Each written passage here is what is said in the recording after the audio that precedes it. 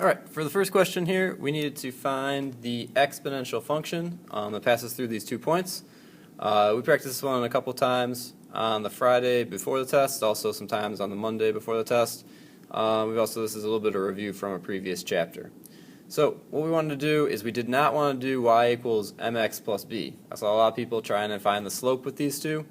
You don't want to find the slope. What you want to do is you want to get this a b to the x. So most of us use the table method. I saw some people did the equation method. I'm going to do the table method just because it seems to be the most popular. So I'm going to make my table. I've got x, I've got y, 0, 1, 2, I'm going to go all the way up to 5, 3, 4, 5. So I'm going to get my y's. I know this one's 4.5, and I know this one's 121.5. Don't know any of the others, but I do know that since we have an exponential, we're multiplying by the same thing every time. So this is 4.5x. This is 4.5x squared. And that means that that has to equal 4.5x cubed. So since I have this equation here, I can solve this and get my multiplier. I can get my x. So 121.5 equals 4.5x cubed. So I'm going to go ahead, I'm going to divide them. So when I divide them, I got 2.5s, so that's a good thing. So I can go ahead and just divide those right now.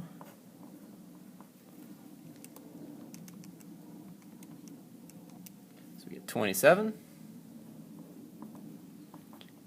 And then I got to undo my cubed, or I can think what times itself 3 times gives me 27. I'm going to do the cube root. And remember, you got to use the button on your calculator. If you do it in the calculator, you don't want to do 3 times the square root. You got to actually find the cube root function. But we end up getting 3 equals x. So we know we're multiplying by 3 every time. So if we're multiplying by 3, to go backwards, I have to divide by 3. So 4.5 divided by 3 will be 1.5. And then I got to divide by 3 once more, and I should get 0.5.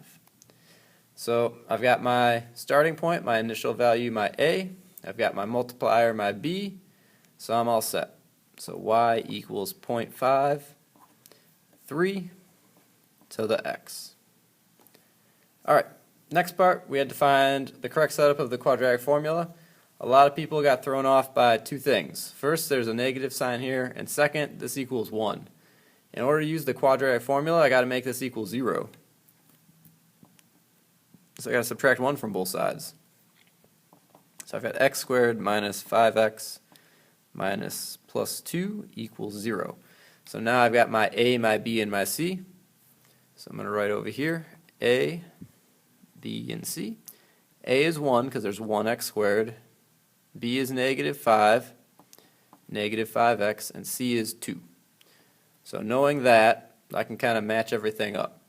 So I know at first I'm going to need a positive 5 because I need negative 5 plus or minus the square root of negative 5 squared minus 4, a is 1, so I'm going to put a 1 in there, and c is 2,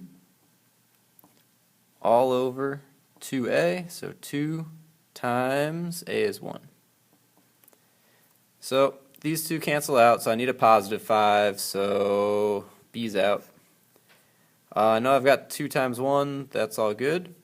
I know I need to have this negative 5 in parentheses, so that takes care of c. And then I've got 4, 1, and 2. I got 4, 1, and 2 there, 4, 1, and 3 there, so that makes that one out. So d is my correct setup. If I were to simplify, I'd get d also. Alright. So down here we had to solve these using any method. The first one doesn't really factor, so that means that the method we have to use is quadratic formula. So again, I'm going to write down a, b, and c. So a is 2, b is negative 1, and c is negative 2. So I've got to plug it in. So I've got, where am I at? Negative 1. I'll just write the whole thing out first. Negative b plus or minus the square root of b squared minus 4ac all over 2a. So I've got negative negative 1 plus or minus the square root of negative 1 squared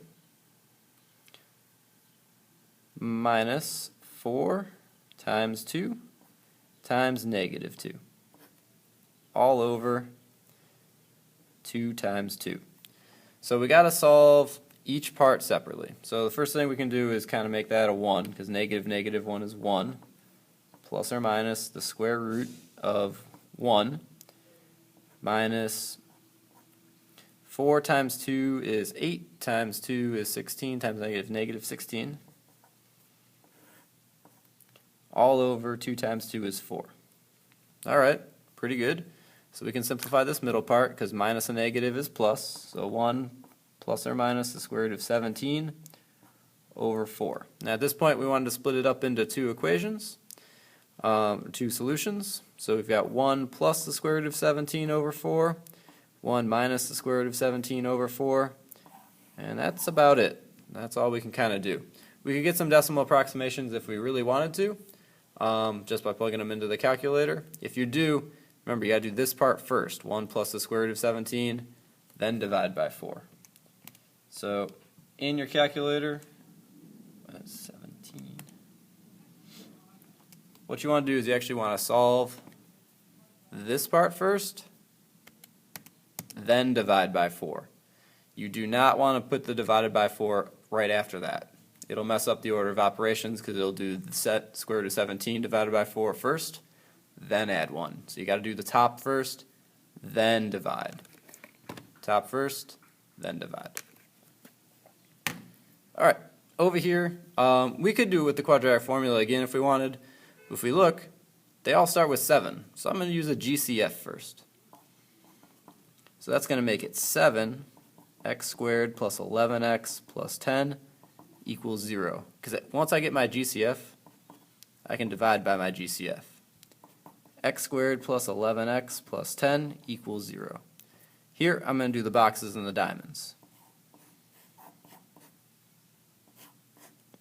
So I've got x squared, I've got 10, so that gives me 10x squared when I multiply, and 11x goes right there, so that tells me I need 10x and 1x, because 10 is 1 times 10, gives me 11. So take these ones, 1x, 10x, x is common in each of those, x times 1 is 1x, 1 times 10 is 10, 10 times x is 10x, so I've got x plus 10, x plus 1 equals 0. I'm going to use the zero product property now to split them up. X plus 10 equals 0, minus 10 minus 10, x equals minus 10. X plus 1 equals 0, minus 1, x equals negative 1. So there's my two answers.